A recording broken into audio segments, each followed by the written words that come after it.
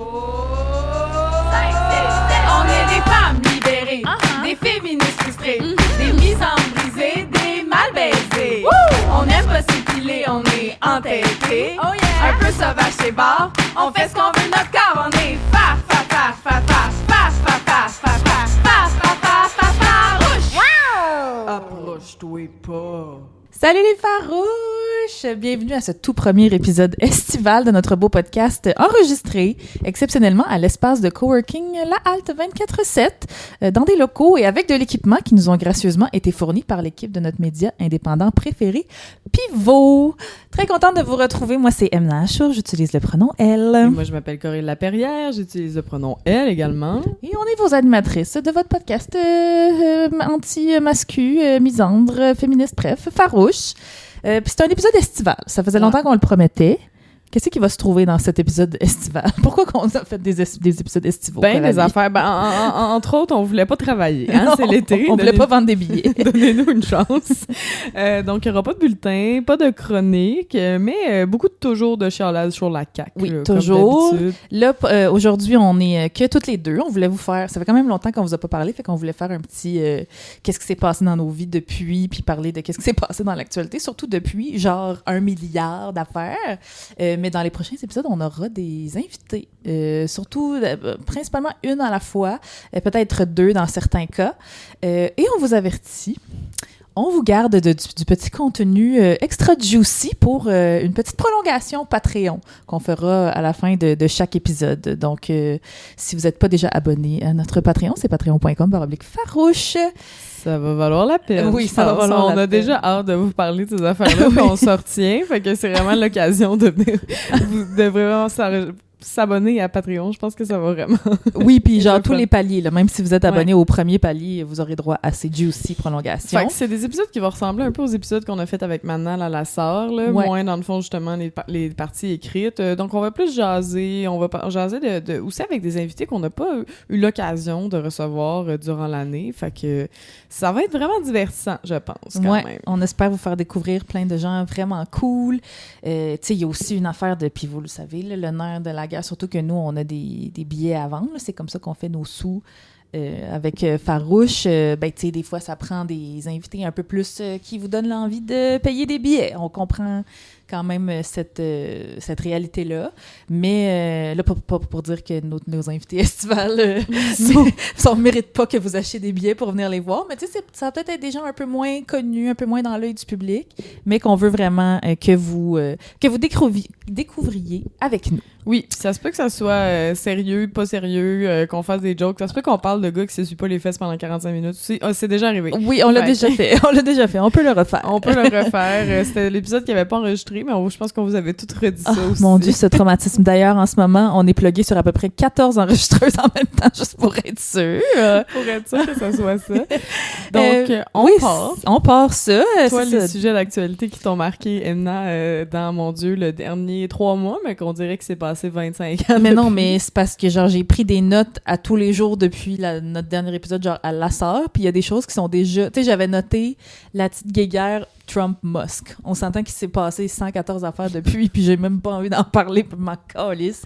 Attends, mais là, il s'est passé des nouvelles affaires quand même. Depuis... là, il veut partir son propre parti politique, alors qu'Elon Musk ne peut pas se présenter comme président aussi. Ça, c'est quand même assez funny. Parce que c'est un immigrant, puis on le sait, aux États-Unis, fuck les immigrants. C'est ça qui est le mot d'ordre. Mais oui, tu sais, je veux dire, dans le temps de notre dernier épisode à la Sarre, il y avait, je pense que ça avait pas commencé encore... ça a peut-être commencé un peu les manifs. Non, mais là, je m'en allais ailleurs, mais on peut continuer de parler d'Elon Musk. Ben non, mais j'en aurais juste parlé un mini peu, juste parce que on en a parlé souvent au podcast de... moi, ce qui me rassure, c'est leur incompétence, un peu, là. Dans ça va très mal en ce moment, mais ce qui, des fois, me rassure, c'est que comme ils sont en train d'imploser entre eux. Il y a aussi, puis là, justement, il y a comme eu une guerre en Iran, puis là, elle a déjà plus lieu. Mais tu sais, on a vu les MAGA s'entretuer, on a vu Tucker Carlson on était du bord à Tucker Carlson quand il était avec... mais pas vraiment, mais oui, contre ben, pour Ted dire, Cruz, là. Si on était d'accord avec Tucker Carlson. On était d'accord avec Tucker... Oui, c'est ça, parce qu'il riait de Ted Cruz qui savait pas c'était où l'Iran sur une map. Ou qui savait pas il y avait combien de population. Combien de monde, puis ouais. Puis t'es comme, mais là, vous bombardez l'Iran. On est comme, ils sont comme, ben ouais, parce qu'ils vont nous attaquer avec la bombe nucléaire. C'est comme, ouais, OK, c'est quoi la population de l'Iran? Puis t'es comme, ben je sais pas, là. Puis comment qui fait que vous attaquez une population que vous savez pas ce sont combien? Ouais. T'es comme...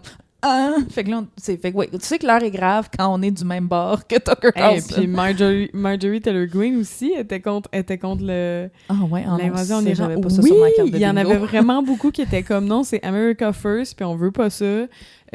Parce qu'on a dit qu'on allait parler des États-Unis, fait qu'il y avait quand même quelque chose un peu... Puis là, finalement, en tout cas, on vous enregistre ça un 7 juillet. Qui sait, le 8 juillet, qu'est-ce qui va se passer? Ouais. Mais c'est ça, finalement, c'est comme... Ben, il y a eu la maudite crise de grosses bombes qui a détruit des trucs nucléaires, mais même là, je pense que les recherches... L'intelligence a dit qu'il y avait peut-être... ça a peut-être retardé de quelques mois, là, leur programme nucléaire. Fait que même là, ça n'a pas changé grand-chose. Non, c'est ça. Mais là, excusez, là, on saute du coq à l'âne un peu, puis on n'a pas vraiment fait de contexte comme d'habitude quand on fait un bulletin super structuré, là, mais c'est que toute part de fucking Bibi Netanyahou, comme d'habitude, puis des États-Unis. C'est tout le temps eux, le petit problème. Puis là, bon, tout ce qui se passe à Gaza se poursuit, évidemment. Le génocide n'a pas pris de pause, contrairement à nous dans les dernières semaines. Puis là, ben, l'Iran a fait whoop. Nous autres, on est tanné que Bibi fasse n'importe quoi. Fait qu'on va les bombarder un petit peu. Ah, là, ça, c'était fascinant, là, dans les médias israéliens de genre. Ils ont attaqué des hôpitaux à Israël avec des pauvres civils innocents. T'es comme, how interesting. Oui. How the turns have table, comme quelqu'un de très sage dirait. Oui, puis même là, le nombre de, j'ai le mot en anglais, là, de décès et de blessés est quand même assez bas, là, parce qu'ils ont le dôme oui, ils sont protégés. Anti-missiles. Je pense que le dôme avait réussi à être, franchi. Là, oui, à quelques endroits, mais souvent, ils se mettent dans des trucs anti-bombes. Oui, dans des bunkers. Des bunkers où ils ne laissent pas les gens pas blancs rentrer. Les Israéliens pure race, il faut. D'ailleurs, qu'est-ce que ça veut dire, un Israélien pure race? I don't know. Parce qu'il y a 22 sortes de races puis de coloniser la colonisation là-bas. Mais tu sais, ils montraient des personnes qui habitent en Israël, mais qui sont, mettons, je sais pas moi, des travailleurs étrangers qui sont noirs ou ben juste ça se peut, des Juifs qui sont pas blancs, là. Ben eux autres, non, soudainement, eux autres, on les laisse pas se protéger dans les bunkers quand Israël se fait attaquer. Tiens. Fait que c'est ça qui est arrivé avec Bibi. Si vous avez pas vu les montages là, de ça, là, on voit Netanyahou qui dit la même chose depuis genre 2006, je crois, là, que l'Iran est à une semaine d'avoir une bombe nucléaire et qu'il faut les arrêter. Meanwhile, l'autre, il a tué genre 300 000 civils. Ouais, c'est ça. Puis ça n'arrive jamais. Puis d'ailleurs, tu sais, je sais pas à quel point les gens suivent la politique internationale, mais tu sais, Bibi, on l'appelle Bibi, là, parce que... Ben, pour le déshumaniser un peu. Ouais, c'est ça. Là, c'est comme Donald Trump. On va pas dire Monsieur Trump. J'y parlerai par son dead name. C'est ça. C'est quoi le petit nom qu'il se faisait donner quand il était enfant pour se faire intimider? On va l'appeler comme ça. Mais...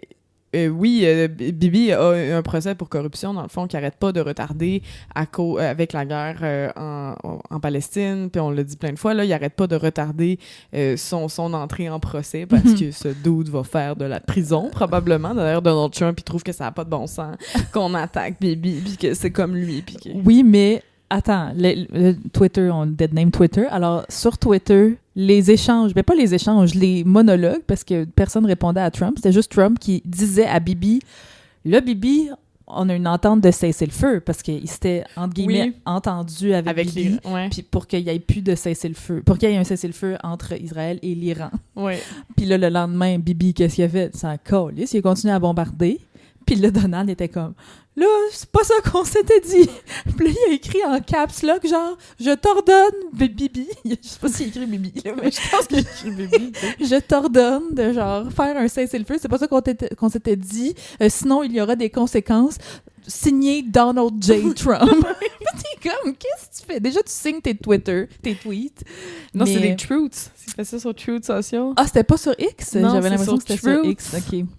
Mais oui, mais c'était drôle de voir Donald qui clairement ne comprend rien à comment ça fonctionne, la politique, là. Penser que genre... D'ailleurs, on le sait-tu, c'est quoi y a-tu vraiment eu un accord de cessez-le-feu ou c'est en juste fait, ce qui est drôle, ce qui est arrivé, c'est qu'il y a eu un accord de cessez-le-feu, sauf que je pense que quand il l'a annoncé, il n'y avait pas un accord.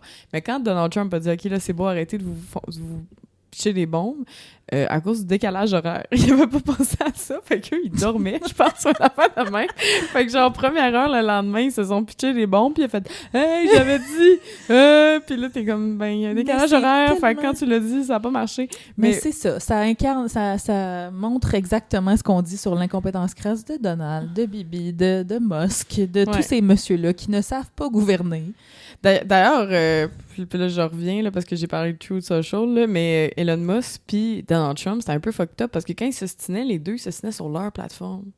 C'est vraiment deux milliardaires. Tu sais, Donald Trump s'ostinait sur Truth Social, puis l'autre sur X. Fait que là, t'es comme, dans quel esti de monde on vit pour que là, vous Elon Musk, qui sortait les dossiers de genre Harvey Weinstein, puis genre... les pas Epstein Harvey Weinstein, Files. les Epstein Files, oui. Jeffrey Epstein. Ouais.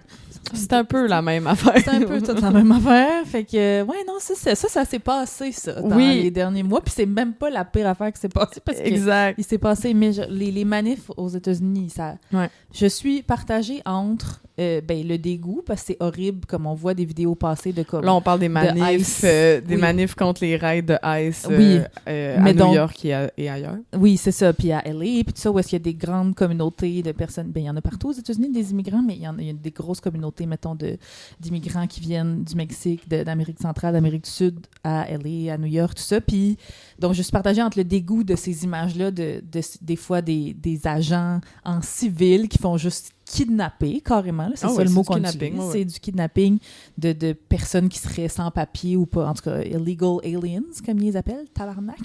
Ah ouais, non, c'est... Puis je suis partagée entre le dégoût de ça et, genre, mon amour infini pour les citoyens de ces places-là qui se mettent debout, surtout... Là, c'est rare que je lance des fleurs aux blancs, mais là, je vais le faire, là, mais les blancs qui se mettent genre comme un bouclier humain là, pour protéger, ou tu sais, ceux qui crient genre, là, s'il y a des raids, tu sais, dans la rue, des gens qui connaissent les droits, mettons, qui connaissent le droit, puis qui crient genre, là, si ça cogne à votre porte, vous n'êtes pas obligé de répondre, vous avez des droits, ils sont pas supposés rentrer chez vous.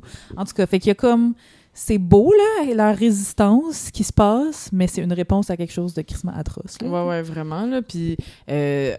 En plus, les rides, là, en tout cas, ça aussi, il s'est passé plein d'affaires parce qu'ils ont augmenté, dans le fond, là, c'est pour les gens qui n'ont pas suivi ça.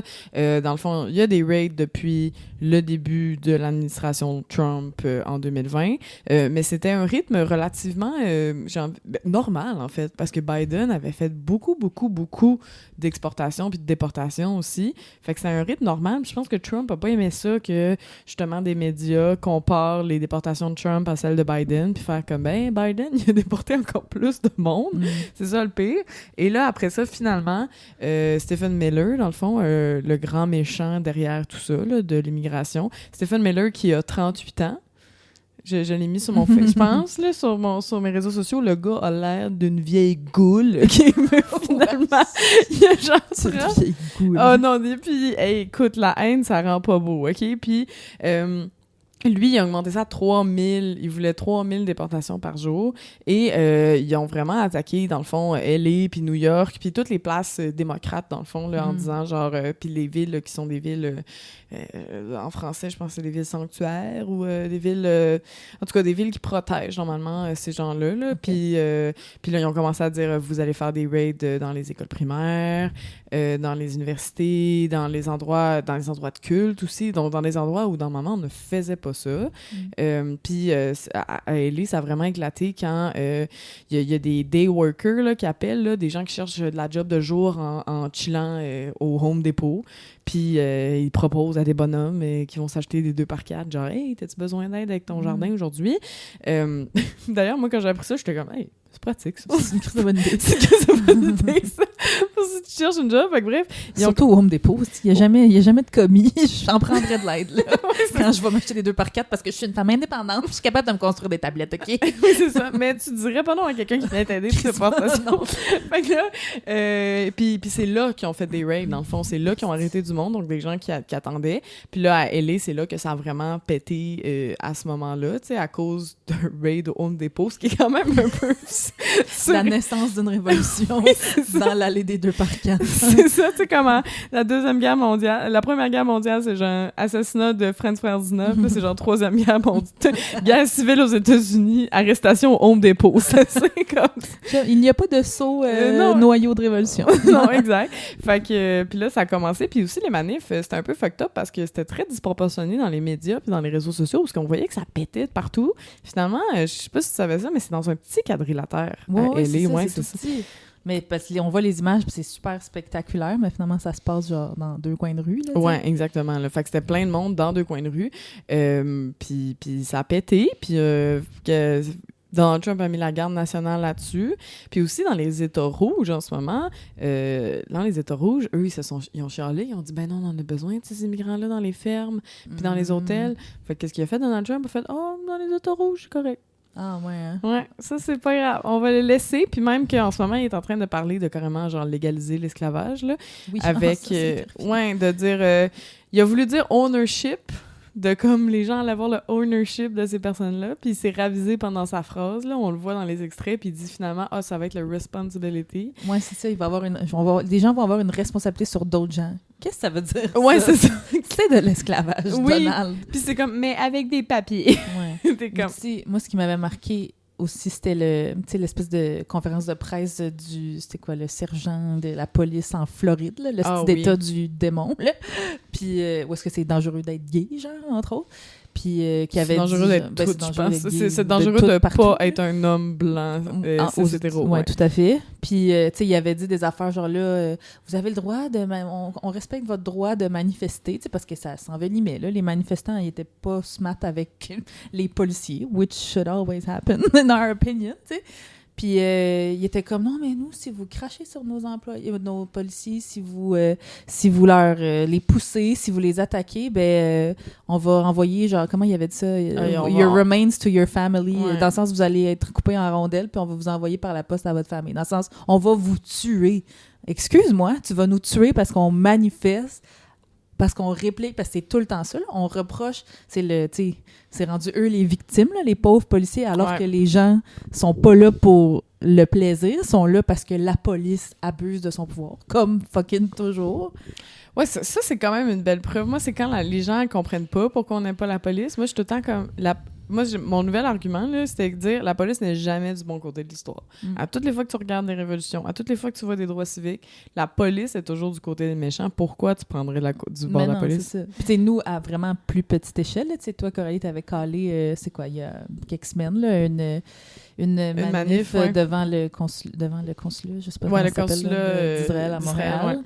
C'était quoi donc? C'était pourquoi? C'était la flottille. C'est quand Greta... Hey, ça, il s'est passé ça aussi. Il s'est passé tellement d'affaires!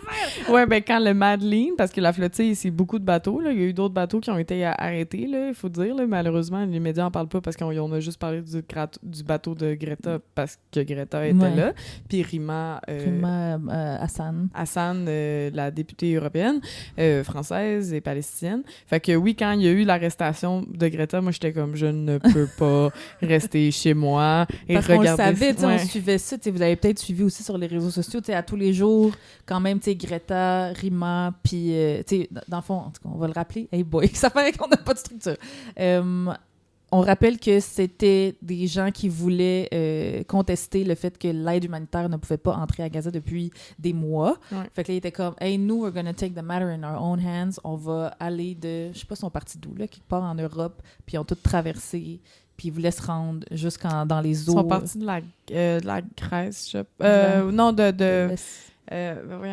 Malte. Ils sont partis de Malte, OK. Ils sont partis de Malte, qui est comme entre l'Italie et la Tunisie. Je brague, je sais c'est où.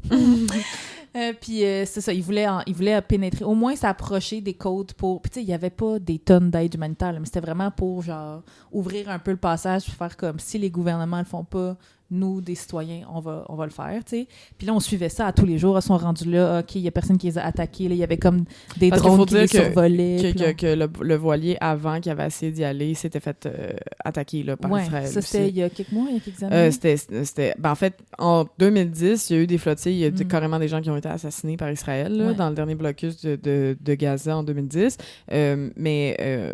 le dernier, avant le Madeleine, dans le fond, il y a un autre bateau qui s'était fait bombarder aussi là, par des drones israéliens. Ils savaient que c'était risqué. Puis c'est pour ça ils ont fait exprès de mettre des vedettes, genre Greta Thunberg, la militante d'origine suédoise là, pour l'environnement et qui manifeste son soutien aussi pour la Palestine, because intersectionality, la gang, évidemment.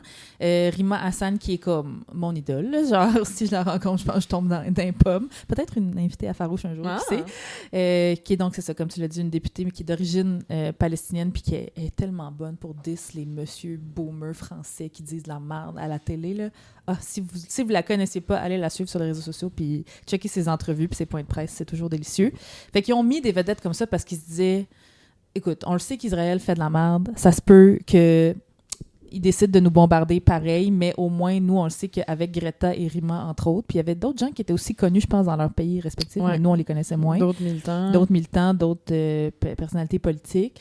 Que all eyes would be, tous les médias couvrent au moins parce qu'il y a une petite femme blanche qui est très connue dessus, puis c'est vrai, c'est là qu'on a besoin des alliés blancs, la gang. Ben oui, mais c'est à ça que ça sert, le privilège, là, au final, là, puis c'est ça, puis cette journée, en tout cas, la journée où ils ont été arrêtés, dans le fond, on voyait les dernières vidéos, en plus, ça avait pas de bon sens, là, c'était, en fait, les dernières vidéos, c'était genre, eux qui envoient, je pense que c'est Rima qui fait juste écrire they're here. C'est ça, ils sont là, puis on le savait en live. Ouais, puis on voyait en live avec la vidéo, on les voit pitcher leur sel dans l'eau. C'est ça, parce qu'ils nous avaient averti déjà que si quelque chose arrivait, ils allaient sûrement pitcher leur sel, fait qu'on aurait plus de contact avec eux. Fait que c'était genre un avertissement de comme, it's happening. Ouais, fait que les pitchaient leur sel dans l'eau. En tout cas, moi, dès qu'ils ont dit we're here, moi, j'étais comme. Moi, j'avais tellement peur qu'ils se fassent tout gonner. Là. Fait que là, j'étais genre, OK, on fait une manif, on s'en fout, on y va. Comme moi, je reste pas là toute seule sur mon sel. Il y avait quand même, quoi, une soixantaine de personnes qui se sont pointées. Quasiment plus. Parce que t'avais calé ça, c'était le soir. Là. Il était 10 heures là, le soir. Ouais. Là. Mais tu sais, genre, je pense qu'en France, à la Place de la République, il était 4 heures du matin. Ouais. Puis il y avait du monde quand même. Fait que tu sais, puis oui, quand le monde est arrivé, du monde de Blue Sky, du monde d'Instagram, du monde que je connaissais pas, puis la police. Et la police, parce qu'il y avait un petit monsieur qui était pas, qui a dit, il y a un petit monsieur qui arrive, puis là, il fait « Ah, il y a des heures pour manifester, puis des secteurs. » C'est ça, parce que, à savoir, le consulat d'Israël, c'est considéré Westmount, mais c'est très au sud. Là. Je savais pas que Westmount, c'était en bas de Sherbrooke, là, mais c'est quoi? C'était Sainte-Catherine et dans le coin d'Atwater, à peu près. Exactement. Là, mais là, il y a des secteurs. Ici, on est des gens riches, on est des gens bien. Il l'a pas dit de même, mais c'était ça, le sous-texte. Là. Ouais. Fait que là, il y a genre... À un moment donné, il y avait genre 7 chars de police. Là. Oui, là. On était 60, puis on était assis dans des marches à manger des chips. Là, tu sais, comme on s'entend. Ouais, là, puis être très, très, très pacifique. Puis à un moment donné, la police a juste commencé à... Je pense qu'il y a quelqu'un là qui s'est un peu énervé puis contre la police. Puis la police était comme « Ah là, vous avez pas le droit de rentrer sur le palier du consulat d'Israël. » Puis là, ils ont mis... c'est ça. Tout en haut des marches, il y avait comme un petit palier. Fait que là, ils se sont tous placés là. Puis on n'avait pas... Puis là, il y a quelqu'un qui a juste voulu... Parce qu'il y avait une rampe, mettons, qui séparait de genre ses amis. Puis t'es comme « Ben, je vais juste monter sur le palier pour aller rejoindre mon ami. » Puis là, les policiers bloquaient. Puis là, on était comme...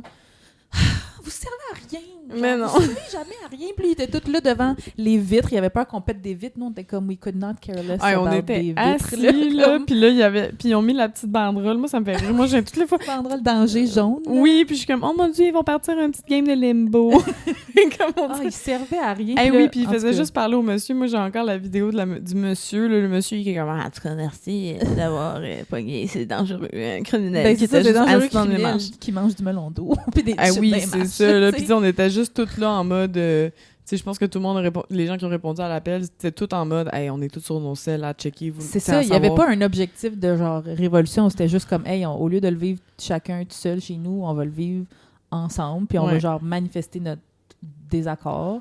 Mais comme on était genre, c'était pas comme un dimanche soir, là, tu sais, comme on savait qu'il y avait personne là. Ben oui, c'était un dimanche soir, bien en plus.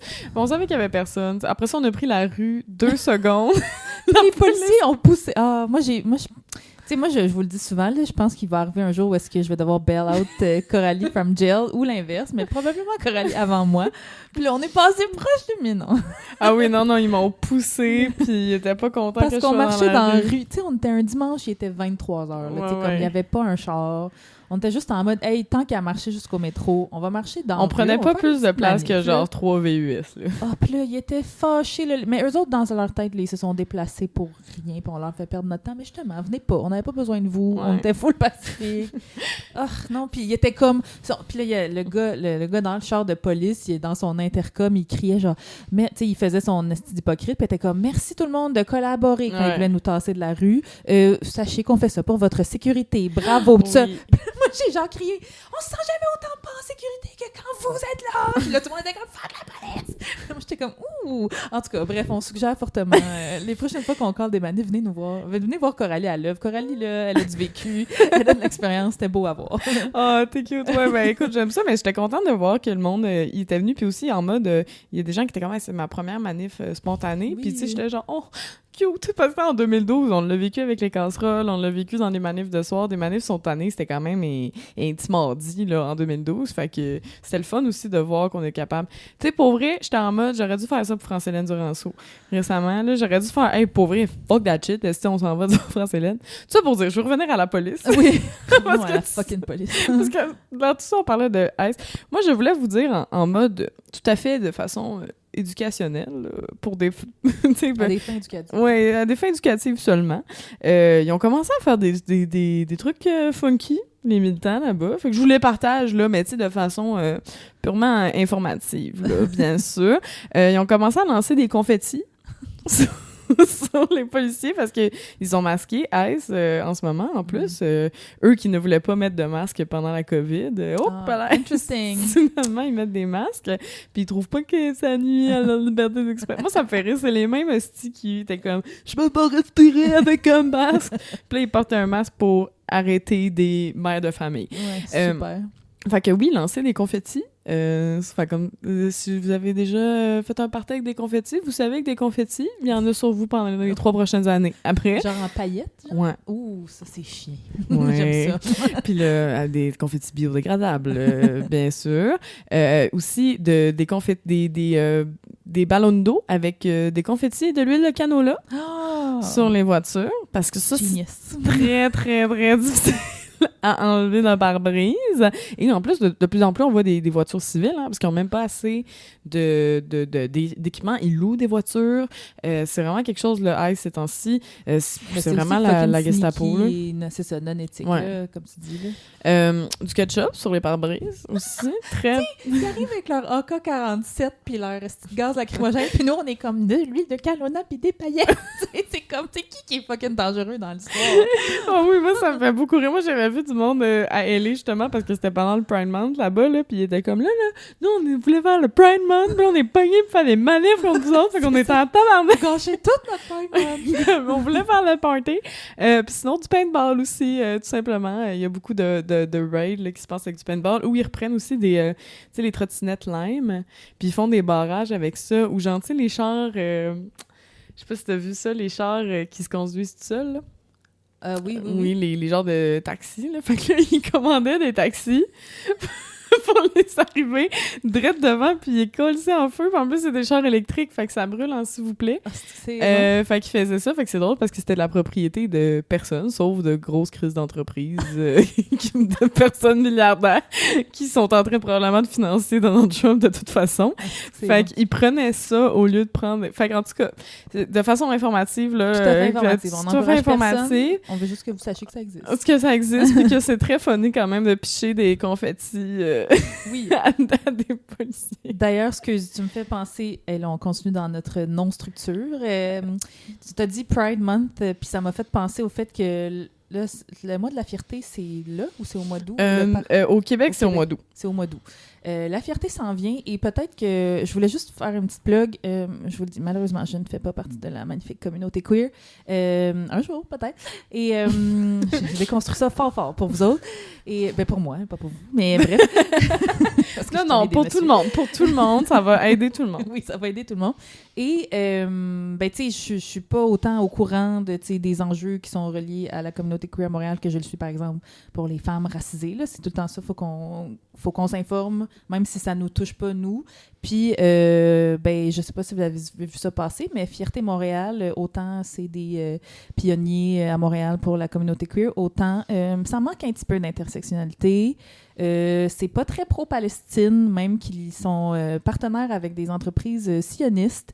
Fait qu'il y a une super belle gang qui a décidé de faire fuck la Pride parce qu'ils l'ont, je pense, jusqu'à l'année dernière, ils étaient en mode on continue, on essaye de faire des espèces de sous-groupes intersectionnels au sein de Fierté Montréal, mais là, je pense que c'est la fin, c'est la coupure. Fait qu'il y a une espèce de Pride alternative qui s'organise, puis ils ont appelé ça Fierté Indomptable ou Wild Pride en anglais. Vous pouvez aller les suivre sur les réseaux sociaux. Ils ont plein de trucs d'organiser. Je pense que c'est même... ça commence à la fin du mois de juillet, début août.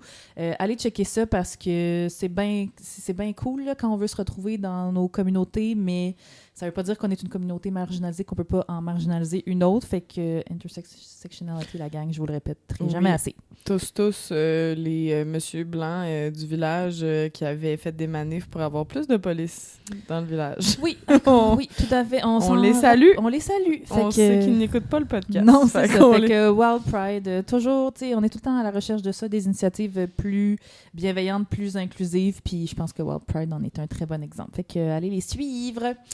C'est une bonne idée. Oui. Pendant qu'on parle encore d'intersectionnalité et de pro-Palestine et tout ça, je voulais vous parler parce que le Coralie a organisé une manif spontanée devant le consulat d'Israël pour tout ce qui s'est passé par rapport à la flottille. Il y a deux L. Bateau.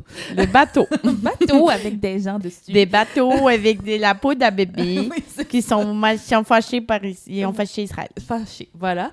Tu sais, il y a des manifs pro-Palestine à toutes les semaines à Montréal depuis le 8 octobre, ou peut-être même depuis le 7 octobre 2023. Il y en avait avant même aussi, mais donc, il y en a à chaque semaine, principalement organisés par des groupes composés de personnes racisées, d'étudiants qui, tu sais, avec les campements aussi devant les universités, bon, tout ça. Mais là, pour une fois, autour du 14 juin, parce que la manif était le 14 juin, j'ai entendu beaucoup plus parler d'une manif en particulier sur mes algorithmes et mes réseaux sociaux, parce que c'était une manif organisée par des personnes blanches. Which is great. OK, c'était organisé entre autres par Oxfam puis d'autres organismes.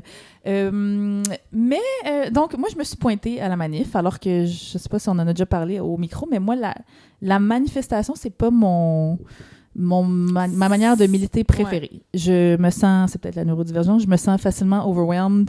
Tu sais, il y a du monde qui vont rechercher ça, là, de se retrouver avec plein d'autres gens, puis de scander des slogans, puis de crier, ça fait du bien, je le conçois, mais moi, c'est pas mon truc préféré. J'y vais de temps en temps, mais pas à chaque semaine du tout. J'admire les gens qui le font. Mais là, je me suis dit, regarde, ça va être une grosse manif organisée par des gros organismes. J'y vais. Et quelle ne fut pas ma surprise d'apprendre qu'en fait, c'était une manif par les Blancs pour les Blancs. Et j'ai beaucoup de choses à dire. Emma, notre white guilt, qui va nous soulager de notre culpabilité c'est blanche? Ça. J'aurais dû vous laisser entre vous autres. C'est ça que... Puis en plus, tu sais, moi, j'ai traîné mes parents. Je pense que c'est la première fois que mes parents allaient dans une manif avec moi. Là. Peut-être qu'ils sont allés avant que je sois née, mais avec moi, c'était une des premières fois qu'on manifestait ensemble. Ils étaient bien cute. Ils se tenaient par les mains avec leur couffier dans le cou. C'était cute. Tu sais, j'avais des cousines. Genre, Manal est venue avec moi aussi, puis sa sœur. Manal Drissi, qu'on a reçu 2 fois au podcast. Tu sais, comme, c'était vraiment... C'était le fun sur papier. Et après ça, en vrai, c'était toute autre chose. Puis j'ai beaucoup de choses à dire là-dessus. J'en ai parlé à Coralie, mais je pense même qu'il y a des choses que je n'ai pas encore racontées à Coralie. Fait qu'on poursuivra cette discussion de juicy en prolongation Patreon. Pas juste parce qu'on veut votre argent, mais parce que je veux pas que n'importe qui tombe là-dessus. Je vais peut-être name-dropper du monde. Fait que ça se retrouvera dans la prolongation mon Patreon. Dieu, la petite acte de chose. Oui, à suivre. Toi aussi, t'es allée dans une manif. Oui. Pas nécessairement par les Blancs pour les Blancs, celle-là. Non, je suis allée à la manif. Ben là, moi, je suis revenue là, aux manifs. Là, j'avais fait, j'en ai déjà parlé au micro, là, mais des ateliers causerie. Que d'ailleurs, si vous voulez que je fasse un atelier causerie dans votre école, organisme, whatever, écrivez-moi, ça va me faire plaisir. Mais bref, dans l'atelier causerie année, on parlait de faire nombre, donc d'aller aux manifs, puis que si des fois tu savais pas comment militer, de juste te pointer à quelque chose. Ça peut être une manif, ça peut être un barbecue, ça peut être une conférence, ça peut être un visionnement de documentaire, peu importe, mais juste de se pointer puis de faire nombre, parce que c'est vrai que quand tu organises des trucs en tant que militant, puis moi j'en ai organisé beaucoup aussi, là, la manif spontanée, c'était juste parce que j'étais comme j'y vais, mais j'ai un passé d'organisatrice communautaire, fait que j'ai décidé, j'étais comme ok, je vais essayer de retourner plus souvent en manif, d'être plus souvent présente là, dans ces manifs-là, fait que je suis allée à la manif contre le projet de loi 97. La manif qui était organisée par des personnes autochtones contre le projet de loi 97. Si je peux revenir un petit peu sur le projet de loi pour les personnes qui ne savent pas. C'est un projet, dans le fond, proposé par une nouvelle méchante de la CAQ, tout le monde. On ne l'avait pas... Toujours plus de méchants de la CAQ. On ne l'avait pas sur notre radar, mais celle-ci s'appelle... Attendez, je l'ai à côté de moi, son nom. Maïté Blanchette Vizina. Okay. Moi, j'étais un peu fâchée qu'une Maïté soit contre la forêt. Maïté. Normalement, tes parents sont un peu hippies, t'ont conçu sur la ayahuasca, probablement. Comme tu sais, tu connais les sortes de champignons. Comme c'est un peu fâchant, quand même, que ça vienne d'une Maïté. Eh bien, la ministre de la Forêt, dans le fond, propose un projet de loi 97, qui est un projet qui propose de diviser le territoire en 3 parties. Donc, une partie qui serait à l'usage multi-usage. Donc, c'est le statu quo, c'est comme en ce moment. Donc, multi-usage, c'est les pourvoiries, les campings, les trappes autochtones, les... c'est quoi une trappe autochtone? Les autochtones qui vont faire des trappes, là, leur terrain de chasse. Je pensais genre que c'était une non, c'était pas pour les autochtones. Non, c'était pas... C'est bien glauque. Non. Dans le sens, c'est quelque chose... le sirop d'érable, les acériculteurs. Bref, c'est vraiment comme en ce moment. Et des coupes forestières. Donc, il y aurait un tiers dans la forêt que c'est ça. Il y aurait un autre tiers que ce serait une zone protégée. Mais là, en ce moment, la zone protégée, même la zone protégée, ça a pas l'air cool comment ils veulent le faire, parce que c'est une zone protégée un peu comme la police qui veut pas qu'on passe à côté de son petit truc. C'est comme, non, t'as pas le droit de passer ici, t'as pas le droit d'exploiter la forêt. C'est un peu random comment c'est protégé, par qui a le droit, qui a pas le droit, là? Ben, c'est quasiment genre personne n'a le droit jamais. Fait que pas de camping, pas d'autochtones, pas le droit de faire des chasses là-dedans. Tu sais, fait que ça peut être... On sait pas encore, là, le projet de loi est encore un peu bancal. Il allait être adopté avant la fin de la saison parlementaire. Finalement, il va être reporté à cause des blocus autochtones, justement. Fait que la zone protégée, déjà, ne protège des arbres, mais ne protège pas la culture et les traditions autochtones, là, par exemple. Et la troisième partie de cette belle triade, ça serait directement seulement pour l'industrie forestière. Donc, l'industrie forestière pourrait faire ce qu'elle veut avec cette partie-là. Et là, si je peux encore préciser, ce qui est fucked up, c'est que c'est pas juste 3 parties, parce qu'il y a beaucoup de terrains au Québec qui sont des claims miniers, donc qui appartiennent déjà à des minières. Donc, ces forêts-là vont déjà être détruites par des minières. Fait que c'est même pas 33% du territoire, c'est... ça va être le tiers de moins de 100%. Ouais, ça fait de sens, exactement, oui. Fait que ça fait vraiment pas beaucoup de territoire protégé et vraiment beaucoup d'exploitation forestière. Ouais. Et on le rappelle, ce territoire ne nous appartient pas. Alors, c'est vraiment fou et ça me fascine à chaque fois des lois sur des territoires qui ne nous appartiennent pas. Ben, en fait, ce qui est fou, c'est que moi, j'ai appris ça. Moi, je reviens de l'Abitibi avec Fred Savard. On est allé faire des podcasts là-bas, des shows là-bas. On est allé dans la communauté Anishinaabe du Lac-Simon. On s'est fait... d'ailleurs, vous irez écouter l'épisode... c'est rare que je dise d'aller écouter des messieurs, mais vous irez écouter l'épisode qu'on a fait avec Ronald Brazo, un membre de la communauté Anishinaabe là-bas, qui nous a vraiment comme expliqué plein de choses qu'on a vraiment... Mais les hommes autochtones, ça compte pas. Oui, surtout que lui, et tout le long, il était comme « Ah ouais, on n'arrête pas de se chicaner, puis les femmes autochtones arrêtent... Nos aînés arrêtent pas de soupirer quand on se stine en disant « Bon, les messieurs ont commencé. » Donc, il nous expliquait, en fait, il y a un terrain cédé au Québec, c'est la baie James. Quand il y a eu le terrain à la baie James, je pense que c'est les cris, si je me souviens bien, il y a des cris, dans le fond, qu'il y a un territoire cédé. mais c'est le seul territoire cédé. Et même là, c'est cédé ça par... s'est pas fait un seul conseil de bande, là, tu sais, compte de l'argent, c'est quoi les affaires là-dedans, c'est pas... Bon, fait qu'il y a un seul territoire cédé au Québec, mais même là, je suis 100% d'accord avec tous les Autochtones qui font fuck ce territoire cédé. Ben d'accord. Tout ça pour dire que avec ces lois-là, le projet 97, ça allait être adopté. Il y a eu des blocus à Atikamekw pour l'instant. Donc, Atikamekw dans le nord de la Tuque environ. Puis je pense un peu dans le coin du Saguenay-Lac-Saint-Jean, mais le Saguenay-Lac-Saint-Jean, c'est des Inuits. En tout cas, il y a beaucoup des Atikamekw, là. Il y a Dave Petitcoué, là, qui est un chef héréditaire, je pense, là, qui est allé faire des blocus autochtones là-bas. Et avec ces blocus-là, ça a retardé l'adoption de la loi. Ça a aussi fait en sorte qu'il y a des scieries qui ont fermé. En ce moment, il n'y a pas vraiment d'exploitation parce qu'ils ont peur d'une crise, un peu à la crise d'Oka. Fait que, en ce moment, il y a beaucoup de trucs de coupes forestières qui sont sur pause, heureusement. Mais bon, ça peut changer là, durant l'été. Et...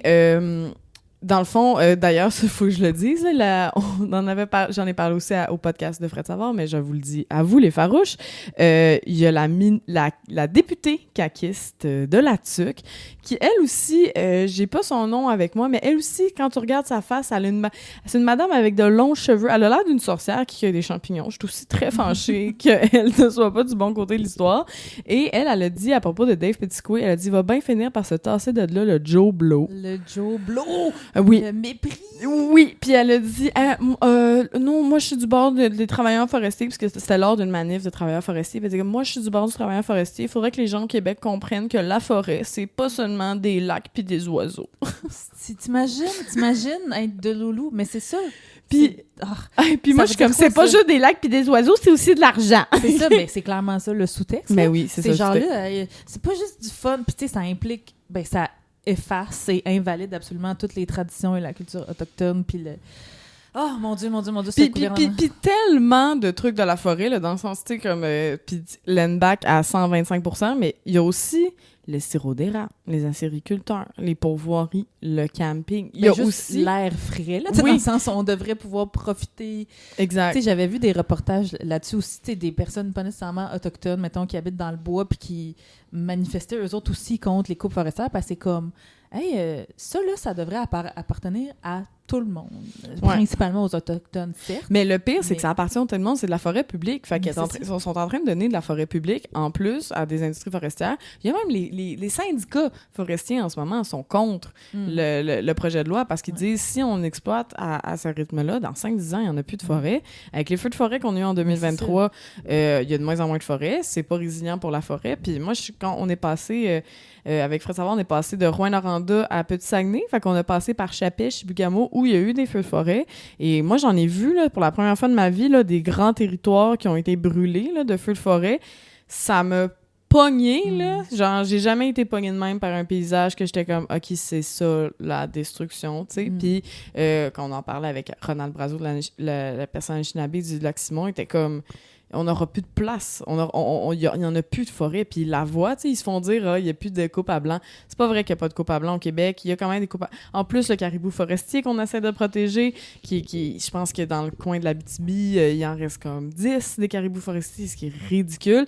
Parce que dans le fond, moi, ce que je savais pas, et je vous l'apprends peut-être, avec les chemins forestiers que ça fait, c'est bon pour les loups, ça. Parce que dans le fond, les loups, ils ont de la misère à forêt à courir après le caribou. Sauf que quand ils ont des beaux chemins drettes, ben les loups, ça court vite, fait que c'est capable de courir en ligne droite. Fait que on est en train d'encourager la prédation des caribous forestiers en faisant ça. Ça, c'est l'intersectionnalité animale. Il faut penser à tout. Oui, mais vraiment. Fait que bref, tout ça pour dire qu'il y avait une manif au Stade olympique qui avait été organisée pour la protection du territoire contre la loi 97. Il va en avoir plein aussi, là, des manifs comme ça.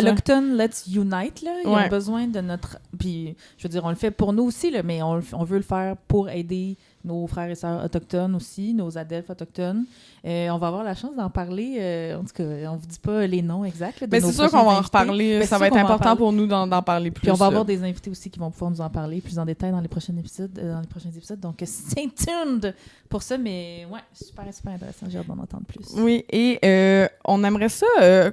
je conclure l'épisode avant la prolongation en parlant de Handmaid's Tale parce que ça a été la fin de Handmaid's Tale. Ça fait très farouche quand même, là. Faut en parler. C'est quand même... Je sais pas si je l'avais... On en avait peut-être déjà parlé. Non, parce que toi, que moi, j'avais pas écouté. Ouais. J'avais pas écouté, puis que j'étais terrifiée à l'idée de commencer à écouter Handmaid's Tale en 2025 parce que c'est de plus en plus proche de la réalité. Mais après mon festival, là, Hystérie, que j'ai organisé, j'étais comme en mode « let's go, j'ai du temps ». Fait que j'ai bingé les 6 saisons. Puis je pense que j'ai fini quasiment en même temps que toi parce que c'était rendu la saison actuelle de cette série, donc basée sur les romans de Margaret Atwood, La Servante écarlate en français. Puis c'est comment, hein, le partir? Parce que moi, je t'avoue... Ben, les premières saisons, j'étais pas bien, là. Ouais, c'est ça, parce que moi, j'étais contente de voir la révolution un peu arriver, mais toi... C'est ça, désolé, là, faut quand même l'avoir écouté. Il va y avoir des spoilers, là, fait que c'est pour ça qu'on finit un petit peu avec ça avant la prolongation sur la Saint-Jean-Baptiste, qui va être plein testé. Oui, tout à fait, parce que j'ai beaucoup de choses, vous vous en doutez, j'ai beaucoup de choses à dire sur les Blancs et la Saint-Jean-Baptiste aussi, mais ça sera en prolongation, mais ouais, fait que... Tu sais, c'est comme au début, donc c'est comme cette espèce de monde parallèle où est-ce que, genre, ben c'est ça, on kidnappe... Parallèle, semi là, de moins en moins. Ben, quand ça a commencé en 2017, c'était bien utopique, mais utopique négatif, là, je sais pas, y a-t-il un mot pour ça? Dystopique. Voilà, il y avait un mot pour ça. Il y avait un mot pour ça. Fait que là, tu regardes ça, t'es comme, OK, les femmes se font kidnapper, on les ramène à, genre, faut que t'es juste là pour produire des bébés sans ton consentement, puis on s'en calisse, t'as plus de personnalité, t'as plus, tu sais, quoi que ce soit. C'était horrible à regarder. Il y a des scènes d'agression sexuelle dans cette émission-là à répétition. C'est comme... En tout cas, au début, tu feels vraiment mal. À un moment donné, c'est vraiment horrible, mais tu t'habitues quasiment parce qu'il y en a 1000. Puis ouais, mais tu sais, c'était intéressant de voir. C'est juste que tout ce qui se passe aux États-Unis en parallèle, puis l'avortement qui est comme plus légal dans plein d'États, puis tout ce que... Tu sais, à quel point Donald Trump fait reculer les droits des femmes, entre autres, tu faisais comme... OK, avant, c'était genre dystopique, lointain. Là, c'est comme... Ça pourrait être ça dans 5 ans. Là, comme ben moi-même, là... on parle de la madame. Oui, c'est ça. La madame qui était... qui est rentrée à l'hôpital pour parce qu'elle avait de la misère à respirer, je sais pas trop, je sais pas dans quel état aux États-Unis, puis qui était enceinte, puis que malheureusement, elle est décédée, mais qu'on l'a gardée dans une espèce de coma artificiel pour amener le bébé à terme. Ouais. Ça, c'est genre de scène que s'il l'avait écrit dans Handmaid's Tale, on aurait fait vous exagérer. Il l'a dans Handmaid's Tale. Ah oui, c'est vrai. Oui, puis c'est aussi une femme noire, puis c'est une femme noire que c'est arrivé. Puis là, dans Handmaid's Tale, comme amené, est morte cliniquement, puis on la garde en vie pour le bébé, et c'est arrivé, au final, c'est arrivé cette année. Là. Oui, puis c'est comme le bébé est né récemment, là, puis pas de mère, tu sais, ça n'a pas de call, mais c'est ça, mais oui, fait que, mettons, toi, ça fait longtemps que tu l'écoutes, là. Moi, je l'ai tout écouté genre en un mois, là, mais toi, ça faisait longtemps que tu voyais le build-up. Je pense qu'on est d'accord sur le fait qu'on n'a pas tant trippé sur la fin. Ouais. Mais moi, j'aime jamais les fins de séries. On dirait que je suis jamais satisfaite. C'est très rare. Mais là, c'était genre... On était vraiment vers la fin, parce que le personnage principal de non, c'est quoi son nom? Elizabeth Moss? June, ouais. June. On la suit tout le long. Je trouvais que les 2 dernières saisons-ish, c'était beaucoup de elle. Là. Ouais. C'était comme... It was a lot. C'était cool, comme tu dis, de voir... le mouvement. Mais on dirait que j'aimais quasiment mieux quand elle était en dedans que quand elle était rendue dehors. Ouais, moi aussi. Mais surtout aussi que pendant la série, là, moi, ça fait longtemps que je l'ai vu, fait que tu me diras si je me trompe. Là. Mais tu sais, pendant la série, on voit Moira, on voit Emily aussi. Ça, on voit les arcs narratifs de plusieurs personnages. Ouais, exactement. Fait qu'on voit on est rendu, c'est juste la TV. En fait, on n'est plus. Ouais, c'est ça qui se passe. C'est qu'on analyse des séries télé. Mais c'est une série télé quand même très proche de Farouche. Oui, puis féministe, là. Fait qu'il faut quand même en parler. Puis que tout le monde réutilise là, dans les manifs, là. Fait que oui, c'est correct d'en parler. Ça pour dire que moi, je trouvais ça le fun qu'on voyait un petit peu tout le monde, on voyait Serena. Puis là, on dirait que les dernières saisons, c'était juste June puis Serena. Puis j'étais comme, OK, c'est beau, ça suffit. Ben, c'est parce que ça tournait en rond. Oui, vraiment. Et aussi, je sais pas si t'as remarqué, moi, j'ai fini par remarquer, j'en ai parlé beaucoup avec ma mère, elle devient très religieuse, June. On dirait qu'ils ont comme voulu faire... Non, c'est pas un truc contre Dieu, parce qu'au début, tu sais, June... C'était fuck God, là. Tu sais, des fois, elle parle d'Emily, là, qui est Alexis Bledel, là, qui est Alexis Bledel, là, qui est... voyons, celle qui jouait dans Gilmore Girls. Oui. Puis, tu sais, qu'elle aussi, elle joue full la fille... qui est religieuse, puis elle fait pious little shit, C'est comme, je me rappelle qu'elle disait comme qu'elle a Alex bitché. Bledel était plus elle badass, avait, puis elle avait l'air de comme la bitcher là-dessus, alors que après ça, tu sais, au début, elle aime pas full la religion, puis là, après ça, elle est comme, oh non, mais God est avec nous. Fait que les dernières saisons, elle est comme super religieuse, mais elle est comme, non, c'est pas la même sorte de religion. Moi, je parle de la religion. Fait que ça, j'ai trouvé ça vraiment bizarre. Après ça, on sait qu'Elisabeth Moss est dans les scientologues. C'est ça, moi, je savais pas ça quand j'ai appris. J'étais genre tabarnak, elle-même est dans une secte, c'est Inception. ouais, fait que, tu sais, on dirait qu'il y a ça qui a switché beaucoup, puis on dirait que je trouve que la fin, un petit peu cucu. Moi, m'amener June, là, ça fait là, 22 fois qu'elle est supposée mourir, là. Moi, être l'auteur, je l'aurais tué. C'est ça que tu me disais, là, genre, jamais cette fille-là, dans la vraie vie, aurait survécu. Mais non. Comme quelqu'un qui est autant, genre, anti-système, anti-pouvoir. Il l'aurait zigouillé, là, il y a longtemps, là, tu sais. Mais c'est sûr, là, elle était protégée par, what's his name, j'ai oublié son nom, son baby daddy, là. Oh. Lui, là, moi aussi, j'ai oublié son nom. En tout cas, lui qui était genre, qui était comme un employé du Reverend. Mon Dieu, j'ai tout oublié les termes, mais Louis? Non, c'était pas ça son nom. En tout cas, on va s'en rappeler à un moment donné. Mais écrivez-nous. Oui, c'est ça, écrivez-nous. Il y a quelqu'un qui est en train de le crier, clairement. Genre, il fait la vaisselle en écoutant Farouche, puis il est en train de crier le nom en ce moment, puis on l'a pas. Il s'est passé beaucoup de choses. Mais en tout cas, c'était le fun. C'était pas le fun à écouter. C'était troublant. C'était empouvoirant à certains moments. Ça donne des idées pour la Révolution. Ouais. Après ça, est-ce que Coralie puis moi, si on se met justement en mode June puis qu'on le fait, nous, on survivra sûrement pas autant. Mais non, c'est ça. Il y a personne qui peut survivre. C'est ça. Mais moi, c'est ça. En tout cas, j'ai goût de revenir à... C'est que je trouve que ce qui est dangereux avec ce genre de série-là, surtout quand quelque chose arrive, c'est qu'il y a beaucoup de gens, puis comment on a raconté l'histoire, on pense beaucoup qu'il y a comme un messie, qu'il va y avoir quelqu'un qui va tout nous sauver, puis on dirait qu'on attend cette personne-là, puis c'est ça le plus gros danger, je pense, de la révolution, quelque chose qui n'est pas en train de se faire, c'est qu'on attend la personne qui va nous dire « OK, vas-y. » Mais c'est fou parce qu'en plus, ça a été mentionné dans l'émission que June, elle se prenait trop pour un messie, mais il la faisait survivre à chaque attaque, fait que finalement, c'était contradictoire. Fait que t'es un messie, là, t'es l'élu, là, rendu là, fait que... Mais dans la vraie vie, c'est pas ça qui arrive. Non, c'est pas la ça qui communauté, c'est s'entraider, c'est être plusieurs, c'est la diversité des tactiques, c'est... Oui, c'est plein de choses en même temps, puis même que c'est là notre force, là, c'est comme, tu sais, au final, là, le pourquoi le fascisme réussit. Le fascisme, c'est très dur là, à garder là, au pouvoir. Là. C'est pas pour rien qu'il y a autant de violence. C'est pas naturel pour l'humain de se faire contrôler comme ça. C'est pour ça qu'ils mettent tellement de contrôle, puis tellement d'argent, puis tellement de surveillance, parce qu'ils essaient de nous contrôler. Puis la force, c'est d'être plein de petites affaires différentes, qu'on construise des trucs différents, qu'on détruise d'autres affaires, que ce soit vraiment comme cette espèce de pluralité-là, là, elle est là, la force de la révolution. Puis j'en veux un petit peu aux séries comme ça ou aux films comme ça qui vont nous mettre une espèce de héros tout le long, puis tout le monde suit le héros, puis tout le monde entend ce que le héros fait. Chris, Mayday, c'est pas June, là. Mayday a fait bien plus... Moi, j'aurais voulu suivre Mayday dans Handmaid's Tale. Puis genre les nuances, puis les côtés négatifs de Mayday, puis le fait que c'est pas parfait, puis le fait que... Puis ça, on va en parler... On va en parler en prolongation de virtue signaling entre personnes qui veulent sauver. Là, je veux dire, c'est pas tout noir ou tout blanc. Il y a des nuances, il y a des trous de cul dans les deux camps. Ben aussi, oui. Puis c'est ça, dans Star Wars aussi, ils parlent des rebelles. Puis je trouve qu'ils font ça aussi beaucoup. Il y a un rebelle. Moi, j'ai envie d'en voir plein d'histoires de rebelles parce que... Puis on va vous parler d'ailleurs avec... On va parler à plein de monde aussi dans les podcasts estivaux. On va parler à des gens qui font des affaires, qui font arriver des choses, qui organisent des affaires qui sont différentes. Parce que, en tout cas, il faut le rappeler, je pense que c'est important. Il n'y a pas juste une figure. Non, c'est ça. Faut qu'on le fasse en gang. Fait écoutez, la gang, c'était ça, notre premier épisode. Juste toutes les deux. On était un peu rouillés, pas beaucoup de structure. On espère que vous allez nous pardonner.